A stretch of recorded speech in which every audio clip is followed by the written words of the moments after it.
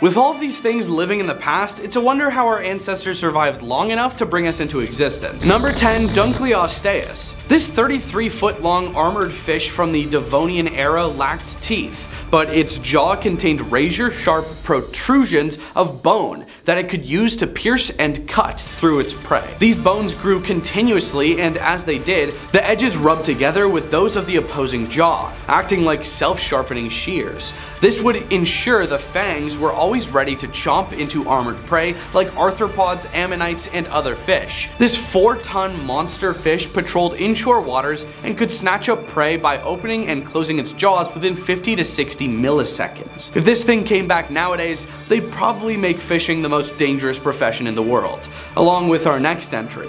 Number 9. Helicoprion. The mystery of this bizarre fish starts with a weird fossil and numerous attempts to figure out what it was and how to classify it. Helicoprion puzzled paleontologists and ichthyologists for over a century. The only remains of this creature up until 2013 were from a fossilized whorl of teeth. While most scientists agreed that the teeth belonged to the lower jaw, that didn't prevent the presumed location of the teeth from migrating around the body in sometimes fanciful arrangements that can be used in numerous illustrations and reconstructions. With the later discovery of some portions of a jaw, the location of its buzzsaw-like teeth were definitely determined to fill the lower jaw. Strangely, there were no upper teeth, so this creature could terrifyingly gum and bite you at the same time. The jaw would close, rotating the teeth backwards, much like a circular blade saw. It probably fed on the soft bodies of squid and other cephalopods. The whorl of teeth was formed as they continuously grew outwards, creating a spiral as it aged. The teeth at the beginning of the whorl being small and gradually increasing in size toward the end. Another fish with an equally odd and terrifying face, Edestus,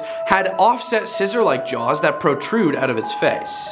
No thank you. Number 8. Arthropleura. This is not something you want to see crawling around anywhere near you. Arthropleura was an 8.5 foot long millipede from the Carboniferous era, and though it was herbivorous, likely feeding on dead plant matter like modern millipedes, it still has scare factor. I'm burning the house down if I find this under my sink. Just because it won't try to eat you doesn't prevent it from being creepy while it scuttles about. Ugh. Fossil trackways have been discovered showing that Arthropleura could move and maneuver quickly, undulating hundreds of legs in rhythm to nauseate and disturb anyone watching. These are the largest known land invertebrates of all time, and it is unlikely that they had any predators, but it could probably rear up into a defensive posture and look you straight in the eyes. Number 7. Leviathan Melvela. This extinct whale was named for both the monstrous sea creature Leviathan from the Old Testament, that when he rises up the mighty are terrified, they retreat before his thrashing,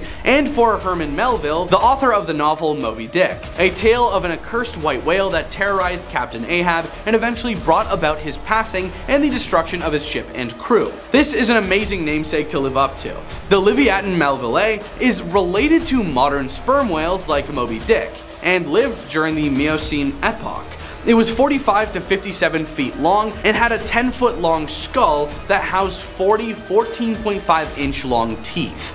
These are the longest teeth used for feeding known from any animal extinct or alive. They fed on large prey at the surface of the water, including other whales.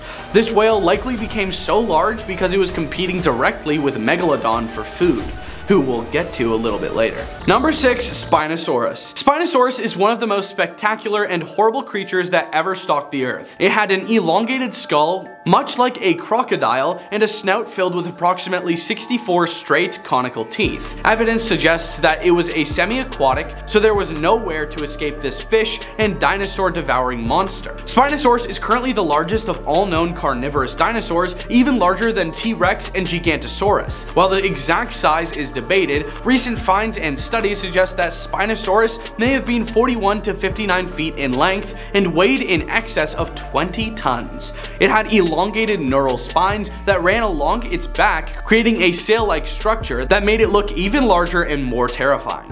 Number 5. Titanoboa. For those of you with ophidiophobia, this one's for you. Titanoboa was a 42-foot long snake that lived during the Paleocene epoch. It likely hunted much like crocodiles do, lurking, partially submerged at the water's edge so that it could ambush thirsty, unsuspecting animals. It would strike from the water and wrap itself around its prey, delivering a crushing demise. It lived in the rainforests of South America, where temperatures were warmer and the tropics of today. This allowed the cold-blooded reptiles to grow larger than modern reptiles can. This snake would have Indiana Jones doing the Scooby-Doo and Shaggy run. Like sewing Scoob. Number 4. Gigantosaurus. Gigantosaurus was 43 feet long and larger than the size of a Tyrannosaurus Rex, but only by 3 feet. It had a 5.2 foot long skull with 64 8-inch long compressed and serrated teeth that were made for slicing through flesh, though they were not capable of crushing bone like the teeth of the Tyrannosaurus. Gigantosaurus is from the Cretaceous period and lived in what is now Argentina. It was related to the nearly equally sized Carcharodontosaurus from Africa. Evidence suggests the possibility that Gigantosaurus was a pack hunter and that they hunted large sauropods. This would make it the only theropod that actively hunted sauropods. Another interesting feature is that the lower jaw was broadened slightly, allowing it to handle smaller prey. It's easy to imagine Gigantosaurus chomping down on some flesh of some goofy bipedal mammals if it had ever been given the chance. Number 3. Megalodon. This 59-foot long shark lived and hunted in the same waters as Leviathan Melvela. It had massive 7-foot wide jaws containing 5 rows of around 276 compressed blade-like teeth that were made for cutting and grasping powerful prey. Sharks have skeletons made of cartilage that are not typically preserved in the fossil record, and so the jaws of the Megalodon and a few traces of fossils are all paleontologists have to build their hypothesis. The body shape of a Megalodon is likely similar to a larger and more robust great white shark. If a Megalodon exhibited ambush hunting behavior like great white sharks, it would have taken prey by surprise from below and made precision strikes to immobilize its prey with an amazingly strong bite. Sharks are also known for shaking their prey side to side to increase bite forces. Fossil evidence of teeth marks found on whale vertebrae suggests that Megalodon was an active predator of large whales. Their teeth are built with a structure that would rarely crack even if they hit the bone. Damn, that's crazy. Number 2. Jacalopterus. 3 words. Giant sea scorpion. Or 4 words. Less tasty looking lobster. That's right, this 8-foot long arthropod lived in the water and had pincher claws. Frankly, all of the Eurypterids are scary as hell, and this entire video could be exclusively about how terrifying these things look. Many of them look eerily similar to the facehuggers from the Alien movie franchise. They are nightmare fuel. Jacalopterus had segmented bodies with multiple specialized limbs, some with spikes. They had spring-loaded claws to snatch up fish as they passed by, with the largest having an 18-inch spiked claw. Smaller sea scorpions are known to have crawled ashore to mate and even shed their outer skin. Imagine finding the molt of one of these monsters on the shore just before going swimming. Already with a sense of dread and paranoia, you distance yourself from the shore, and then you see a shadow in the murky waters. Number 1. Sarcosuchus. Sarcosuchus, whose literal name means flesh crocodile, gross, is an extinct genus of crocodiliform and distant relative of living crocodiles that lived during the early Cretaceous. From the late Hauterivian to the early Albian, 133 to 112 million years ago of what is now Africa and South America. The genus name comes from the Greek sarx, meaning flesh, and sochus, meaning crocodile. It was one of the largest crocodile-like reptiles, with the largest specimen of S. imperator reaching approximately 9 to 9.5 meters, or 29.5 to 31.2 feet long, and weighing up to 3.45 to 4.3 metric tons. It is known from 2 species, S. imperator from the early Albian eras formation of Niger, and S. harti from the late Hauterivian of northeastern Brazil. The first remains were discovered during several expeditions led by the French paleontologist Albert Félix de Lapparent, spanning from 1946 to 1959 in the Sahara. These remains were fragments of the skull, skull, vertebrae, teeth, and scutes. In 1964, an almost complete skull was found in Niger by the French CEA, but it was not until 1997 and 2000 that most of its anatomy became known to science, with an expedition led by the American paleontologist Paul Sereno discovered 6 new species, including one with about half the skeleton intact and most of the spine. Number 10. High pressure and hostile environment. The ocean's depths can exert tremendous pressure due to the weight of the water above. For every 10 meters of depth, the pressure increases by about 1 atmosphere, approximately 14.7 pounds per square inch. This means that at extreme depths, the pressure can become crushing, making it difficult to design and build equipment that can withstand these conditions. Submersibles and underwater vehicles need to be constructed with materials that can handle the pressure without collapsing. Number 9. Technological limitations. Creating equipment that can function effectively in the deep ocean requires specialized engineering. Seawater is highly corrosive, and the extreme pressure and low temperatures can wreak havoc on materials. Developing materials and technology that can endure these conditions is a significant challenge. Researchers also need to find a way to power equipment and collect data without being hindered by these adverse conditions. Number 8. Limited funding. Funding for scientific research and exploration is often limited, and there's competition for resources across various scientific fields. Ocean exploration competes with other high-profile endeavors like space exploration, medical research, and environmental conservation. The high costs associated with designing, building, and maintaining ocean exploration equipment, along with the expenses of research expeditions, can make it difficult to secure adequate funding for deep-sea exploration. Space exploration often captures public and political interest due to its inspirational and futuristic aspects, potentially leading to increased funding. In contrast, the mysteries of the deep ocean are less visible and less understood by the general public, which can lead to a lack of advocacy for increased funding. Number 7. Lack of public interest. Space exploration often captures the public's imagination due to its association with new frontiers, potential for extraterrestrial life, and the awe-inspiring visuals of celestial bodies. The deep ocean, on the other hand, lacks the same visual appeal and sense of exploration.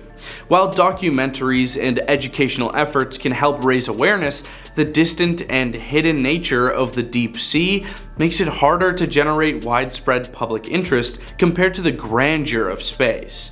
I mean, underwater, you can barely see a thing. Even with lights, it's just void.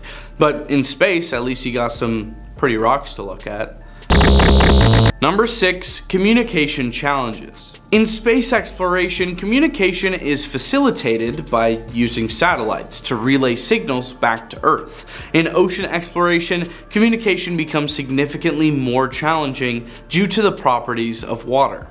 Water is dense and absorbs electromagnetic signals, making it difficult for signals to travel far distances without weakening or distorting. This can limit the real-time control and data transmission capabilities of underwater vehicles, making operations more complex, and sometimes requiring autonomous or pre-programmed systems. And this isn't to mention the fact that if you're deep underwater and communication is choppy, it's definitely more dangerous for the scientists, researchers. It's definitely more dangerous for the researchers and scientists and this guy who drives the submarine. It's just a whole thing. Number 5. Limited international collaboration. Space exploration often involves collaboration between multiple countries, combining resources, expertise, and funding. This collaboration helps share the cost and risks of ambitious projects. In contrast, deep-sea exploration can face challenges in international collaboration due to factors like geopolitical tensions, territorial disputes, and the vastness of the oceans in general. The lack of clear jurisdiction over international waters can create uncertainties regarding legal frameworks and resource ownership, potentially hampering cooperative efforts. Number 4. Environmental concerns. Deep-sea ecosystems are incredibly delicate and often poorly understood. The potential disruption caused by exploration activities such as deep sea mining, oil and gas extraction, or the collection of biological specimens can lead to significant ecological damage. The slow growth rates and unique adaptations of many deep sea species make recovery from disturbances a lengthy process. As a result, ethical and environmental considerations require careful planning and regulatory oversight to minimize negative impacts. I mean, just from research in the past, we've introduced whole ecosystems into North America and other places in the world. So I understand why we're going a little bit easy on the oceans now. Number 3, unpredictable conditions. The ocean environment is subject to unpredictable and rapidly changing conditions. Ocean currents, underwater geology, storms, and seismic activities can all pose risks to equipment and personnel involved in exploration activities. Planning and executing expeditions in such an environment require robust risk assessment, advanced forecasting, and adaptable technologies to ensure the safety of operations. Number 2, unknown returns on investment. Space exploration often presents opportunities for technological innovation and potential resource utilization, such as satellite communication technology and mineral resources on celestial bodies. In comparison, the tangible returns on investment from deep sea exploration are less clear. While there is potential for deep sea mining and bioprospecting, the economic viability and environmental sustainability of these activities are still being studied and debated. This uncertainty can make it challenging to attract private investment or government funding for extensive deep sea exploration. To me, this is just kind of unfortunate. I mean, just because we're not getting something back doesn't mean we shouldn't study it, right? Number 1, legal and regulatory challenges. The complex legal landscape of the ocean poses challenges for exploration and resource exploitation. International waters are beyond the jurisdiction of any single country, leading to debates over who has the right to access and exploit resources.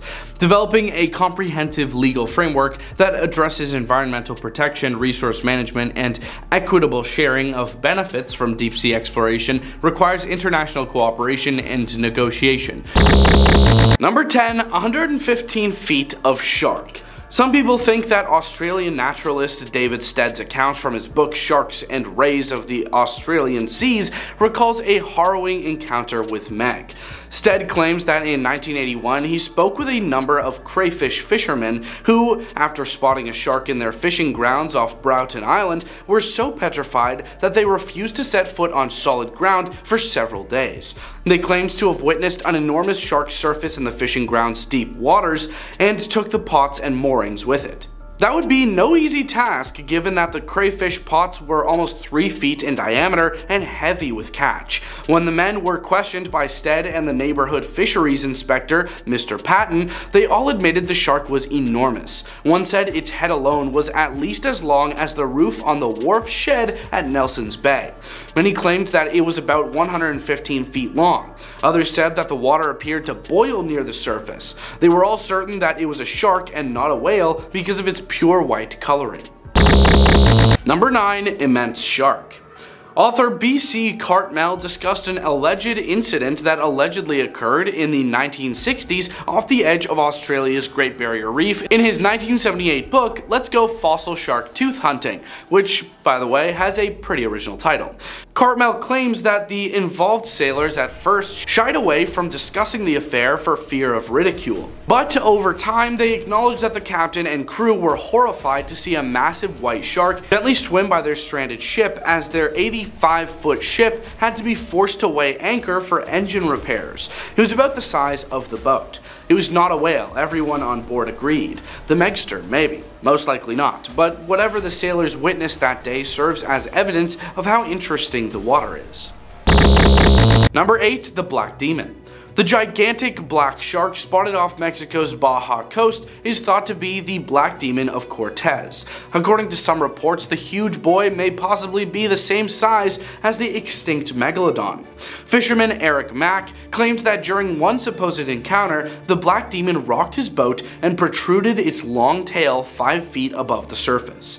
Of course, even if the Black Demon is real, that doesn't necessarily indicate it's a megalodon. It may just as easily be a whale shark that feeds on plankton, or even a big great white with melanism. Number 7. Man-Eating Monsters. Zane Grey, a novelist and deep-sea angler, claimed to have interacted with a large shark, which some speculate might have been the Megalodon. Grey allegedly claimed to have seen one of the man-eating monsters of the South Pacific, a shark far larger than his 30 to 40 foot boat, according to the book Megalodon, Fact or Fiction by Rick Emmer. The shark was described as being yellow and green with a square head, immense pectoral fins, and a few white spots. To put it another way, not just a harmless white shark. Number 6. Satellite Shark.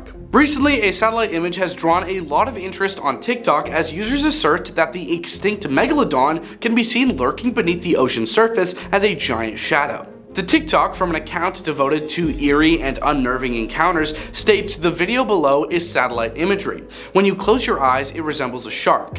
Zooming in on the shadow, the film emphasizes its immensity by comparing it to a 40-foot yellow bus. Many viewers are persuaded by the image that the extinct species still exists. One comment asks, why would it be impossible for animals to adapt? Humans had to adapt to all world disasters repeatedly. Someone else added, they're definitely still alive. We have only explored between 5 and 10% of the ocean's depth. People keep saying we would have found a Meg by now, but do you have any idea how little of the ocean we have discovered? A responder informed the doubters. Number 5. A modest 30-foot shark. The characters in a YouTube short assert that they think the enormous shark they ran into is 30 feet long. If they are correct, they have just encountered the world's longest great white. According to research thus far, Deep Blue, a well-known white shark, currently holds the record for the largest great white. Deep Blue measures 20 feet long, 8 feet wide, and weighs 2.5 tons. Although Deep Blue has been the subject of rumors since the 1990s, it wasn't until 2014 that researcher Mauricio Hoyos Padilla was able to film her off the coast of Guadalupe Island in Mexico while filming a section for Shark Week. Padilla posted a video of her to Facebook in 2015 and it quickly gained popularity. Big great white or small megalodon? You decide. Number 4. Shark on radar. When sea scanners detected what seemed to be a giant 50-foot megalodon below their boat, researchers were astounded. In the midst of the shark infestation ravaging US seas, an Instagram post reporting the purported discovery is currently making waves. Researchers at the Atlantic Shark Institute describe how they were all amused to see the scary figure emerge on their fish finder for several minutes during a recent shark research expedition. They initially believed it to be a megalodon, a 3-million-year-old supposedly extinct shark that served as the inspiration for the 2018 horror film Meg, based on the same named book. Based on the length of the image, we estimated the Meg to be about 50 feet long, weighing in at 40 tons, the ecstatic researchers wrote. The enormous mark, which appeared to be in the form of a huge shark, complete with a dorsal fin, is shown in the accompanying screenshot of the fish finder. Number 3. Sudden attack. Researchers were surprised when the black box washed up on a beach in Australia 4 months after they had tagged the healthy 9-foot great white to track its movements as part of its research. The device's data revealed a swift temperature increase from 7.6 Celsius to 25.5 Celsius, and a fast, abrupt 1,902-foot descent. The temperatures measured show that the shark entered another animal's digestive tract, according to the researchers, who said the data suggests it was consumed by something considerably larger. Number 2. Megamouth. Off the coast of San Diego, fishermen discovered 2 exceptionally rare megamouth sharks. Only a few hundred times throughout history have these sharks been observed. Val Costescu remarked, "We didn't completely absorb the peculiarity of the scenario until afterwards."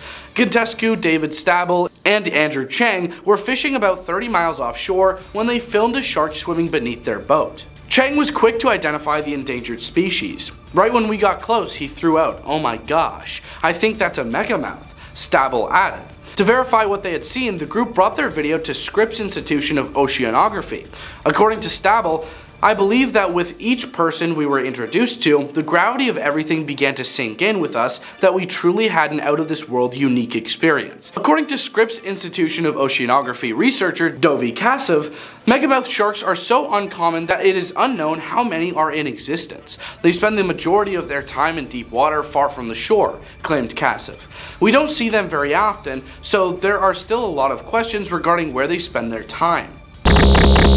Number 1. Megalodon on the ocean floor. The question of whether the giant prehistoric Megalodon shark is still alive in the deep ocean has once again come up in light of footage of a large deep sea shark. The video depicts what some have claimed to be a common sleeper shark, a predatory deep sea scavenger that can reach remarkable lengths of 7 meters. But even this enormous species would have been overshadowed by the Megalodon, whose estimated maximum length ranged from 14 to 20 meters according to estimations based on fossilized teeth. Although the species may have died out about 3 million years ago, many individuals continue to believe that the monster might still be hiding in the ocean's depths where humans can't see it. The Anticathera Mechanism. The Anticathera Mechanism is an ancient artifact that has long fascinated scientists and historians alike. It is believed to be the world's first mechanical computer, and it was discovered in a shipwreck off the Greek island of Anticathera, where it has been buried under 45 meters of water. Today, the mechanism is housed at the National Archaeological Museum in Athens, where it continues to captivate visitors with its intricate design and advanced level of technology. Upon examining the mechanism, experts were amazed by the level of craftsmanship and sophistication it displayed. The device is made up of a box with dials on the outside and a complex assembly of gears mounted inside. It is estimated to be about as complex as an 18th century top-notch clock, despite being over 2,100 years old. In fact, the level of expertise and attention to detail seen in the mechanism's construction was not seen again in Europe until the development of mechanical astronomical clocks in the 14th century. But the real mystery of the Anticathera mechanism lies in how it came to be. Based on what we know of ancient Greek technology at the time, it shouldn't even exist at all. There are no known writings or records of similar devices from the period of its creation, leading some to wonder if it may be from an advanced as yet undiscovered civilization. Whatever the cause may be, the Anticathera mechanism remains a truly captivating and unexplained artifact that continues to puzzle experts to this day. Number 9. The London Hammer. The London Hammer is a small hammer that has been the subject of much debate and speculation among those who believe in ancient civilizations and advanced technology. And this is all because it's supposedly 400 million years old. Yeah, you heard that right. The hammer was found in London, Texas in 1936 by a couple who were out walking, and they noticed it sticking out of a rock. The rock in which the hammer was found is dated to be around 400 million years old, which has led some to believe that the hammer is evidence of an ancient civilization with advanced technology. And yes, it's only a hammer, so I don't know how advanced this could actually be. There are several theories about the London hammer and its possible origins. Some believe that it is a tool made by an ancient civilization, while others believe it is a modern tool that was somehow placed inside of the rock. There are also those who believe that the hammer is all just a big hoax, created in order to mislead people into believing in these ancient civilizations and advanced technology. Despite the many theories about this hammer, there is no conclusive evidence about its true origins. Other scientists have found that the hammer does contain unusual features that could have been created using modern technology, which leaves the questions of its origins up for debate. Number 8. The Disc of Sabu. The ancient Egyptian civilization is filled with wonders and mysteries that have puzzled historians and archaeologists for centuries. One such enigma is the so-called Disc of Sabu, which is a circular stone object that was discovered in 1936 by a British Egyptologist, Mr. Walter Brian Emery, in the tomb of Prince Sabu. Prince Sabu was the first dynasty governor and son of Pharaoh Anedjib. Measuring 610 millimeters in diameter and 104 millimeters in height, the artifact is made of metasiltstone and has 3 thin curving lobes around its periphery, as well as 3 biconvex holes separating the lobes from the rim. In the center of the disc is a thin tube that is roughly 10 centimeters in diameter. And despite numerous studies and theories, the true purpose of the disc remains a complete mystery. Some experts believe that it may have been used as a musical instrument,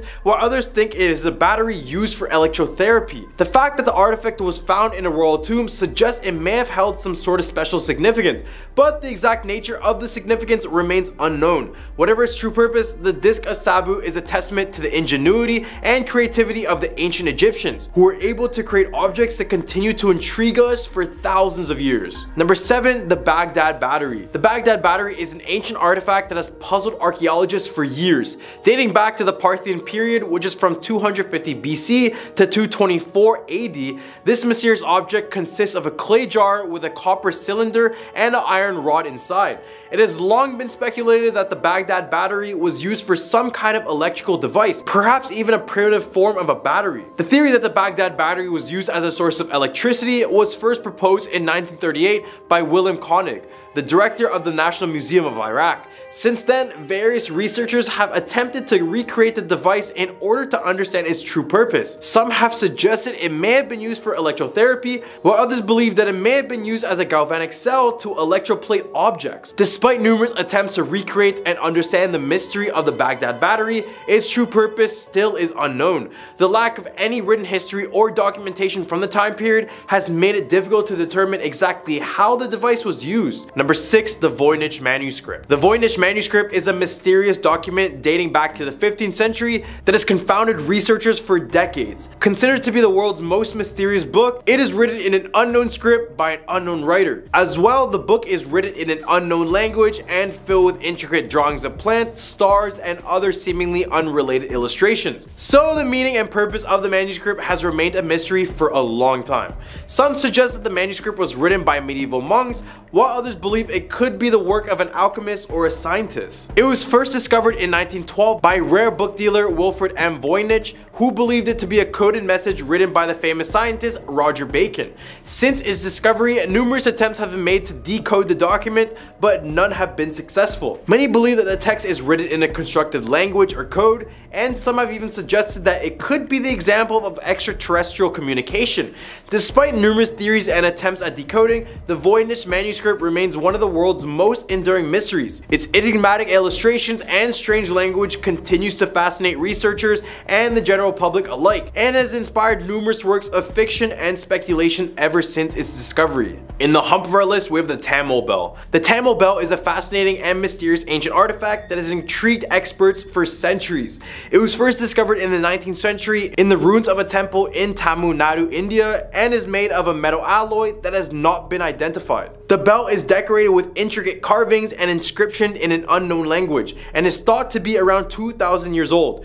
In 1870, the inscriptions were identified as Ancient Tamil, which is a language that hadn't been used for hundreds of years. The inscriptions were translated to the bell of the ship of Maneating Monsters, indicating that the owner was a Muslim Tamil of great stature from a famous Indian shipping company. In 1940, the age of the Tamil Bell was estimated to be 400 to 500 years old, dating back to the period between 1400 to 1500 AD. This has led some people to believe that there was outside contact with New Zealand hundreds of years ago before English Captain Thomas Cook arrived in 1769.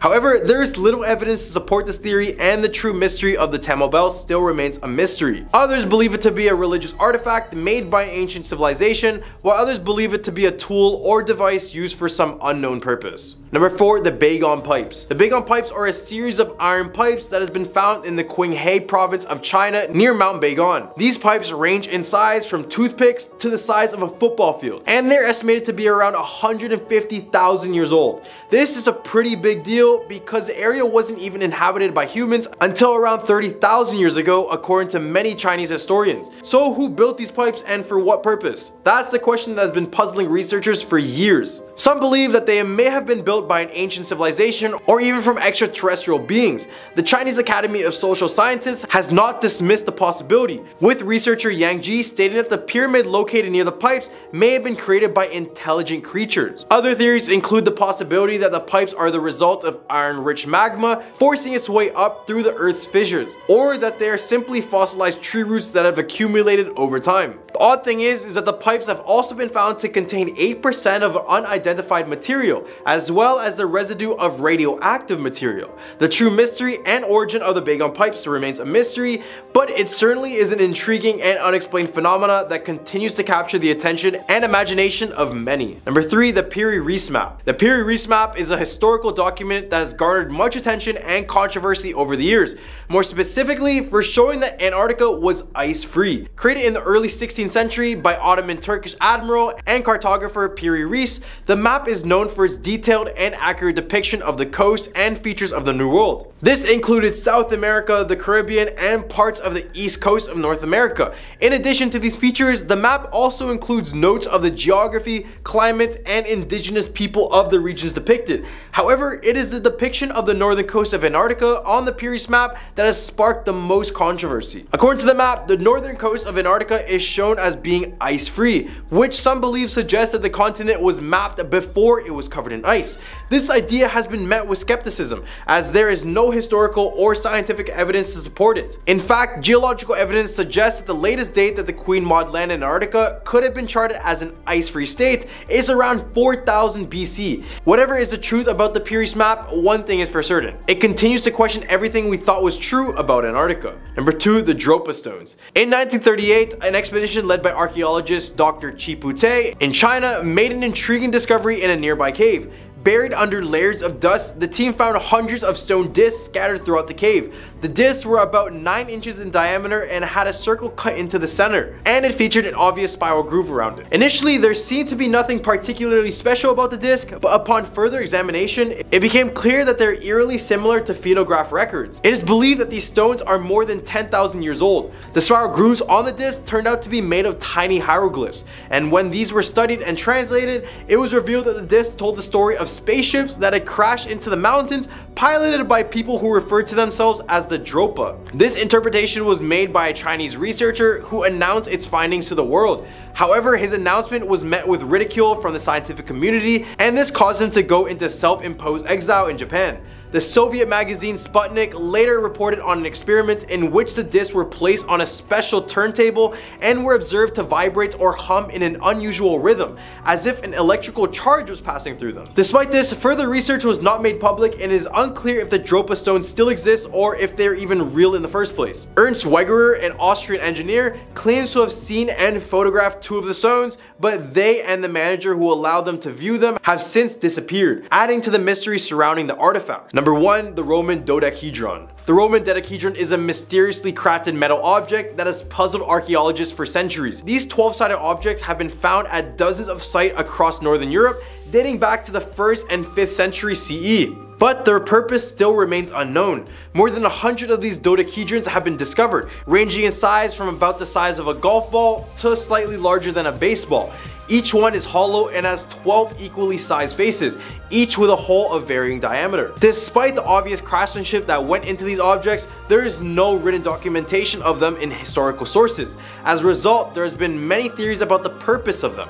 Some believe that they are used as a military banner ornament or some type of weapon, such as the head of a mace or a metal bullet for a handheld sling.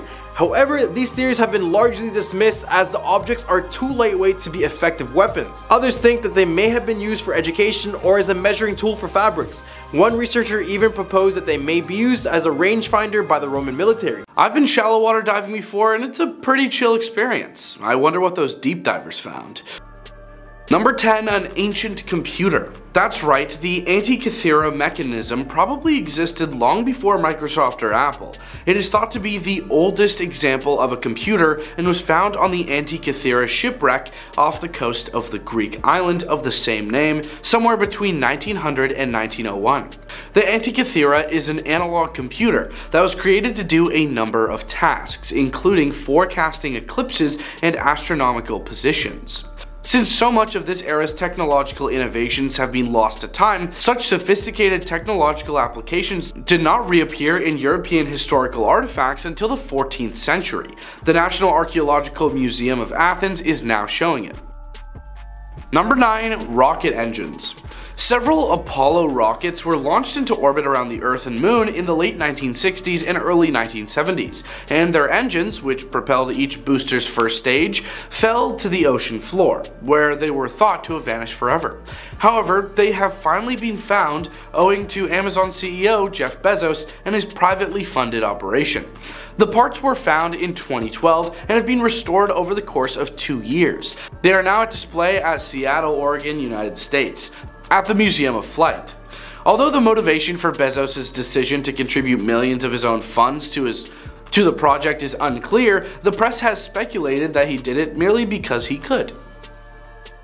Number 8. The world's oldest city. Some researchers think that the ruins of a lost city that was thought to be the oldest city ever unearthed were found in the Gulf of Cambay off the coast of India in 2001.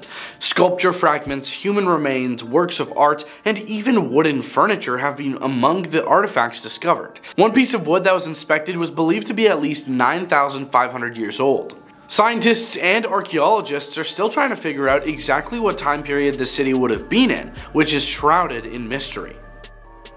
Number 7. A train yard. A locomotive cemetery was found in 1985 off the American state of New Jersey. Since they were erected in the 1850s, neither the reason they were dumped into the ocean nor the fact that they existed at all were known. According to historians, they either accidentally fell off a barge or were intentionally flung off a ship to prevent it from sinking in choppy waters. They are rusty but still in excellent shape and have grown to be a well-liked location for wreck diving. Number 6. American Stonehenge? Okay, so this wasn't discovered in the ocean, it was actually found in a lake, but it's still very strange. A group of stones organized in the form of a circle were found in Lake Michigan in 2007 at a depth of around 40 feet. Pictures show that they aren't all that different from other weird stone configurations found around the world, especially when compared to Stonehenge, England. However, their purpose, age, and significance are all still unknown. Number 5. Treasure.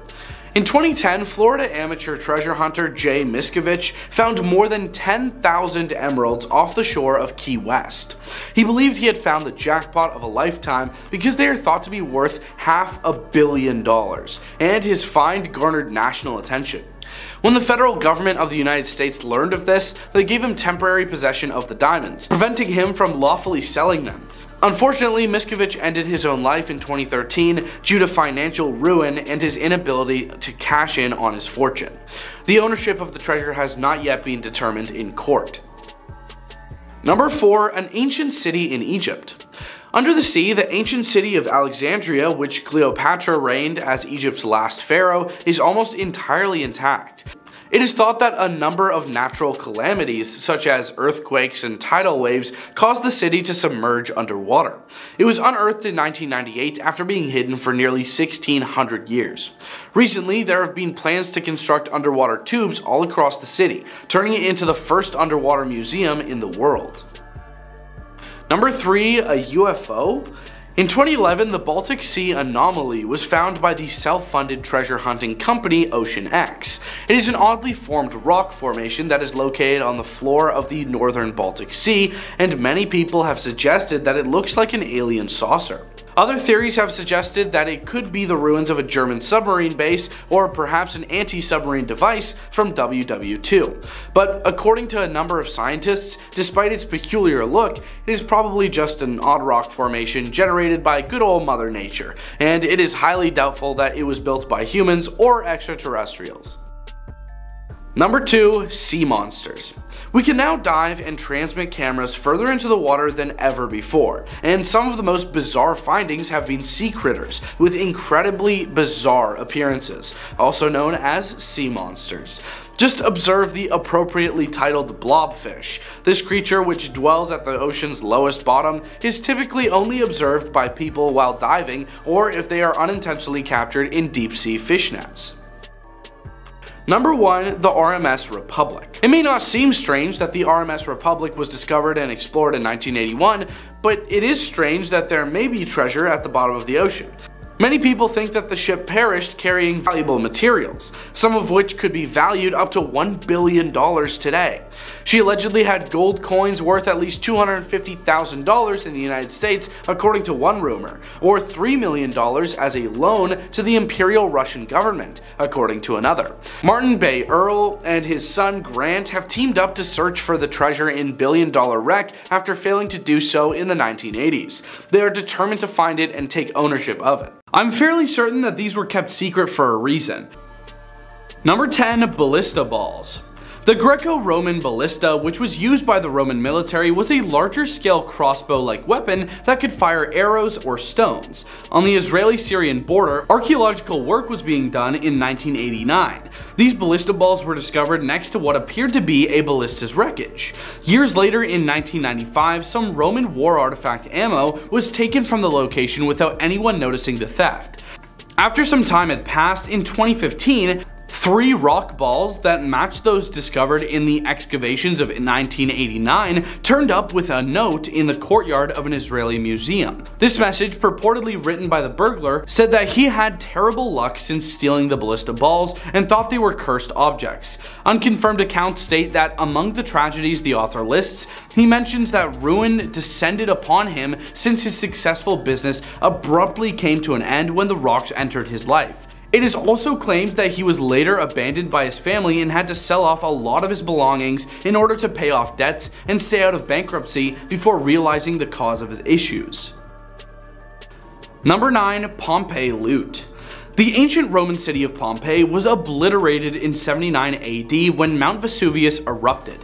Many senators and wealthy Romans purchased homes in this city, which was south of Naples, mostly as summer vacations. However, a volcanic eruption on August 24, 79 AD completely covered the city in volcanic ash. The earliest excavations in the area were carried out during the 18th century by the Spanish engineer Roque Joaquin de Alcubierre. By the following century, the city had been made accessible to the general public thanks to ongoing excavation operations. Annual allegations of looting are widespread, according to curators, custodians, and other local personnel. In their pursuit of one-of-a-kind or unusual souvenirs, tourists remove artifacts or pieces of monuments from the area, distributing a piece of Pompeii around the globe. The Pompeii Archaeological Superintendence receives roughly 100 shipments per year containing artifacts purportedly stolen from the city, and here's where the mythical curse of Pompeii starts. Most come with notes explaining the misfortune their owners have experienced. Number 8. The Ring of Seneshanis. This Roman ring weighs 12 grams and is inscribed in Latin, Senescane vivas in Deum. When a researcher was preparing an inventory of the artifacts in his care in 1929, he accidentally discovered some intriguing and sinister details that gave the lost ring new meaning. These details connected the ring to the discoveries of an archaeological dig. The early 1900s saw the completion of these archaeological projects at a location called Lydney, only 80 miles from the site where the ring was discovered. At the location, archaeologists discovered a tablet on which a Roman called Silvianus reported the theft of his ring to Nodens, the Celtic god of healing and hunting. He also prayed to the god to punish the perpetrator because he knew who it was. It was written on the stone, "May he who bears the name of Seneshanis not have health until he brings the ring back to the temple of Nodens." Number 7. The Hope Diamond.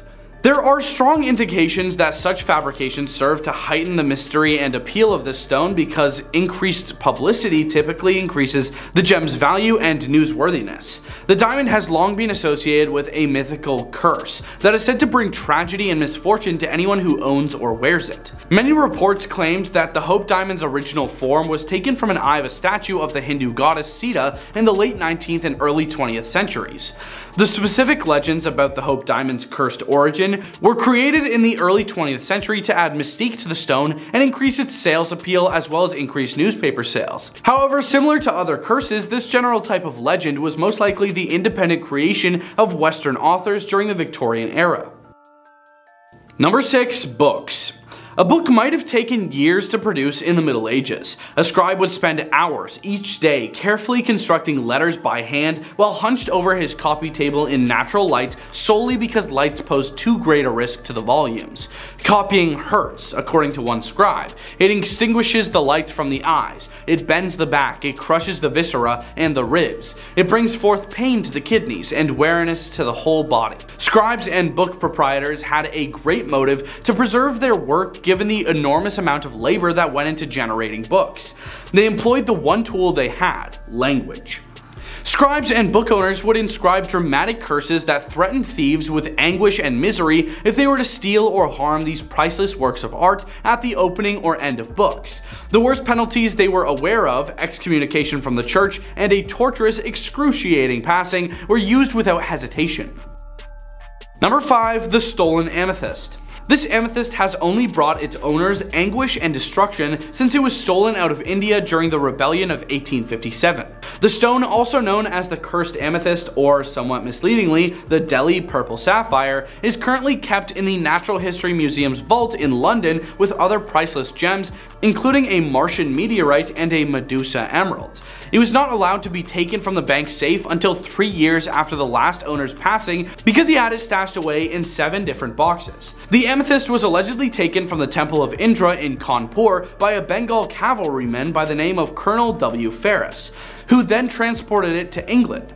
However, the malevolent character of the lovely violet stone soon became apparent when he practically lost everything he possessed and his health started to decline. He donated the stone to a buddy who later committed himself with his kid who received it experienced the same pain.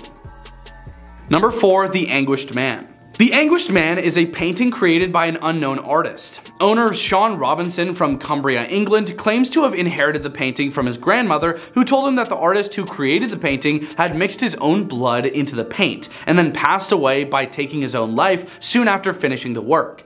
The painting had been characterized as being supposedly haunted. Robinson uploaded videos of the painting to his YouTube channel in 2010, in which he claims to have heard crying and moaning noises in his house, and to have once seen the figure of a man. In 2016, rights were acquired to make a film based on the story of the painting. Actually, back in 2015, there were rumors floating around that suggested that the painting was being sold to the highest bidder. Although it turned out to be false, who in their right mind would buy this thing? Look at the painting. That thing wouldn't be anywhere near my hands if I could do something about it.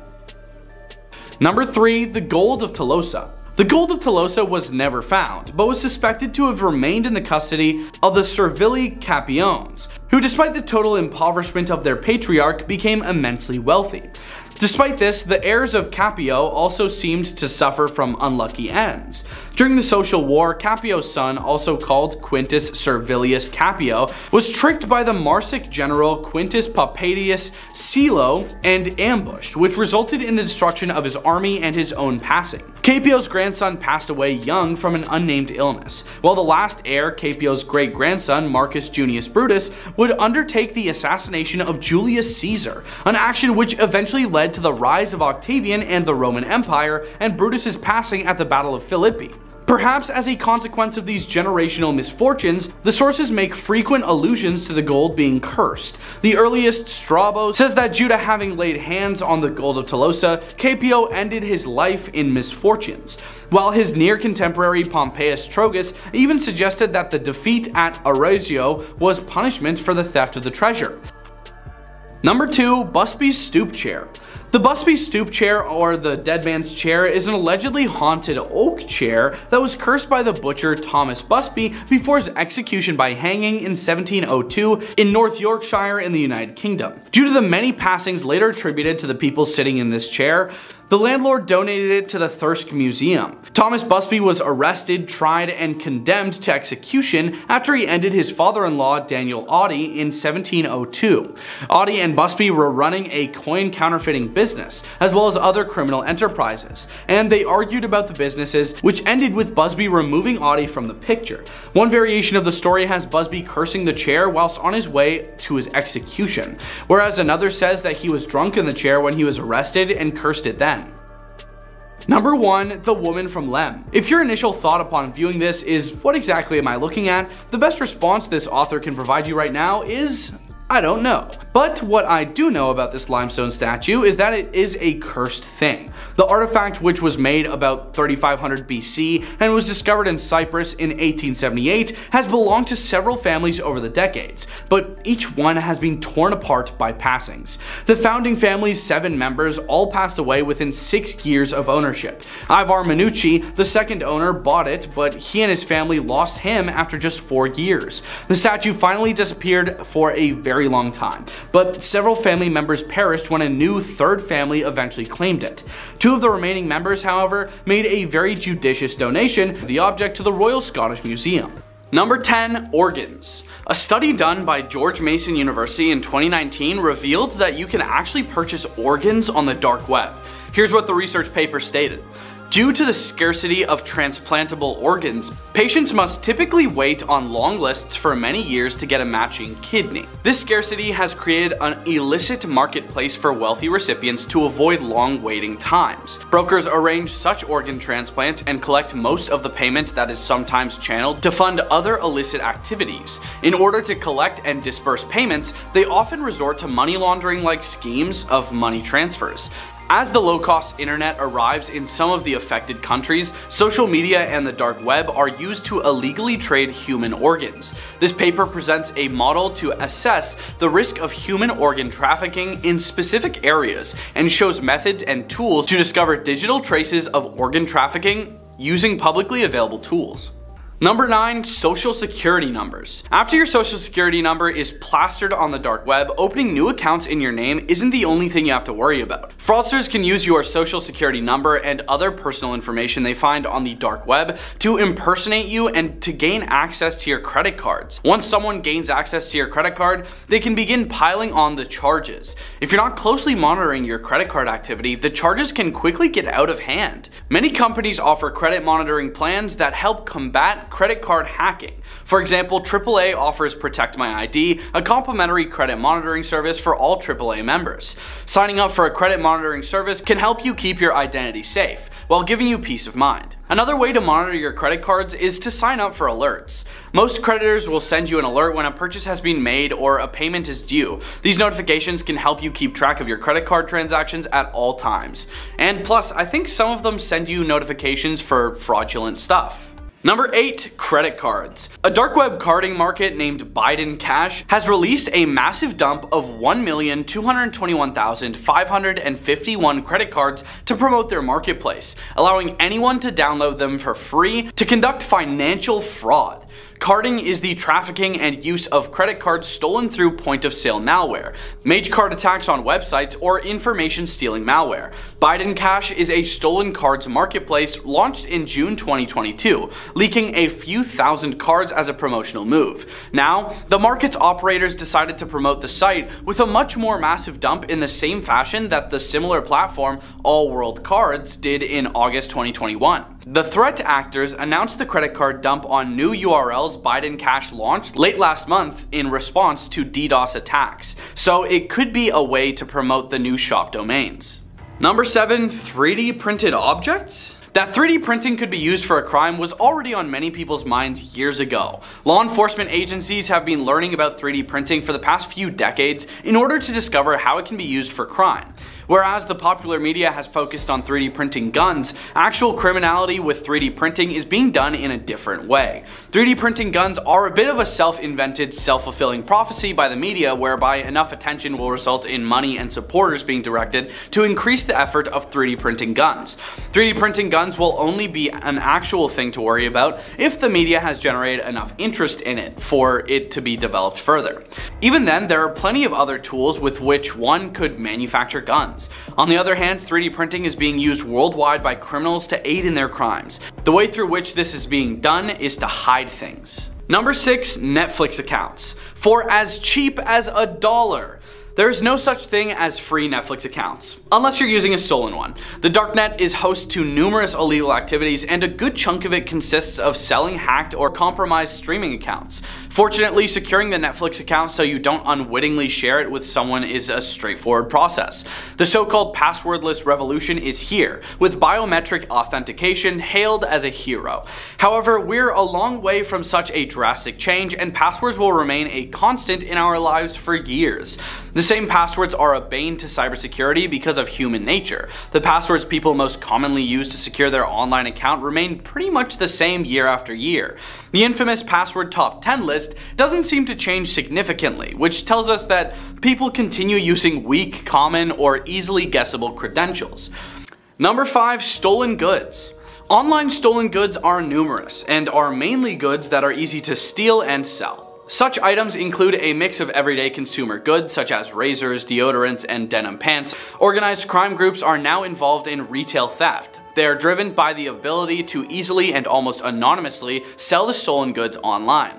Online platforms give criminals access to shoppers they would not otherwise reach, and allow them to sell the stolen merchandise directly. Criminals can offer a stolen iPhone, for example, on eBay. Here they can bid and move it more quickly. Another common way to sell stolen goods online is called e-fencing. A fence is the one who buys stolen goods on purpose to resale later. In fact, marketplaces like eBay make fencing highly accessible. Also, dedicated websites offer customers to change stolen items to cash. Websites such as cash4gold.com make it easy for criminals to sell stolen jewelry. Criminals can steal jewelry they know is accepted by the website, easily sell it on the website, and get cash. Reselling stolen items is also carried out through auction sales sites and social media. Number 4. Silk Road. Silk Road was an online black market and the first modern darknet market. It was launched in 2011 by its American founder Ross Ulbricht under the pseudonym Dread Pirate Roberts. As part of the dark web, Silk Road operated as a hidden service on the Tor network, allowing users to buy and sell products and services between each other anonymously. All transactions were conducted with Bitcoin, a cryptocurrency which aided in protecting user identities. The website was known for its illegal substance marketplace, among other illegal and legal product listing. In October 2013, the Federal Bureau of Investigation shut down Silk Road and arrested Ulbricht. Silk Road 2.0 came online a couple months ago, run by former site administrators, but was shut down the following year as part of Operation Onimus. In 2015, Ulbricht was convicted in federal court for multiple charges relating to operating Silk Road and was given 2 life sentences without possibility of parole. Number 3. Uranium. On a well-hidden corner of the internet, a user going by the name of FRIM has a question. Ever wanted to start your own reactor or build nukes? Well, this is probably the only missing component you needed and couldn't get until now. The missing component FRIM promises is a small quantity of uranium ore. On sale for 0.2549 bitcoins or a large sum of money. FRIM is selling uranium on Evolution, which is currently the largest of the so-called darknet marketplaces on the internet, where enterprising vendors offer everything from substances to weapons to stolen credit card numbers. The markets tend to have a short shelf life, and the first and most well-known, Silk Road, was shut down by the FBI. Its successor, Silk Road 2.0, was seized a couple months ago. FRIM knows this. Who knows how long Evolution will last? He/she asks at the end of the uranium listing. That's why you need to order lots of uranium now so you don't miss out on your dreams to threaten the UN with nukes in your lifetime. Winky face.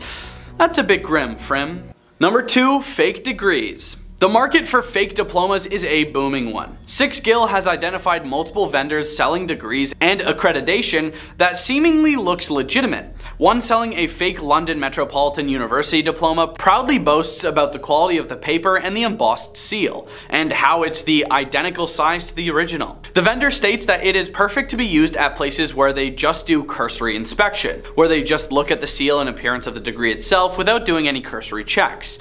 Perhaps what is most striking is the diversity of fake degrees available. While there are some from prestigious institutions like Oxford University, Cambridge University, and Harvard, the majority are from ordinary schools, like Liverpool John Moores University, Middlesex University, and the University of Northern Iowa. Number 1. Uber accounts. At least 2 vendors on the dark web marketplace named Alphabay are allegedly selling Uber accounts. The accounts are said to let buyers order trips using whatever payment method attached to the accounts, while also providing them with the full trip history, email addresses, phone numbers, and even location information of people's home and work address stored on the accounts. The price for such an account is said to be as low as $1, but it could get to $5, a price that won't even get you around the block with a taxi. One of the sellers is said to have sold over 100 accounts to other buyers, but a lot more accounts are estimated to have been sold by now. We investigated and found no evidence of a breach, an Uber spokesperson told The Verge. Attempting to fraudulently access or sell accounts is illegal, and we notified the authorities about this report. This is a good opportunity to remind people to use strong and unique usernames and passwords, and to avoid reusing the same credentials across multiple sites and services. The method used to acquire the accounts is not clear yet, but this comes after Uber disclosed the information about 50,000 of its drivers had been accessed by a third party in May. The latter might indicate that a security breach might have been found in the company system and exploited to get access to the user's account credentials.